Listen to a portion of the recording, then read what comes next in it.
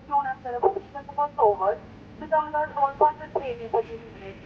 Po ashtu i bëjmë thirrje institucioneve ndërkombëtare, Bashkimit Evropian, Kombeve të Bashkuara, dhe organizatave të drejtave të njeriut që të marrin përgjegjësinë për të garantuar të drejtat themelore të një qytetari të padrejtisë globale i burgosur.